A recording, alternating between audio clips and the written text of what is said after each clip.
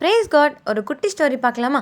2 பேர் நடந்துகிட்டு போறாங்க. அப்ப மிகவும் வேதனையா அழுதுட்டு ஓரமா ஒருத்தர் இருந்தாங்க. அதை பார்த்த ஒருத்தர் அவருக்கு என்ன ஆச்சுன்னு கேட்கலாம் வான்னு சொன்னாரு. இன்னொருத்தர் வேணாம், எதுக்கு இதெல்லாம், யாரோ தெரியாத இவர்கிட்ட ஏன் கேட்டுக்கிட்டுன்னு சொன்னாரு. நீங்க இந்த மாதிரி சுச்சுவேஷன்ல இருந்தீங்கன்னா என்ன பண்ணுவீங்க?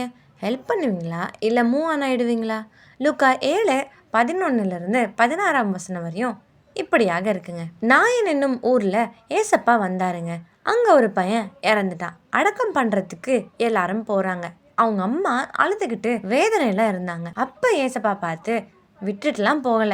என்ன பண்ணாருன்னு தெரியுமா?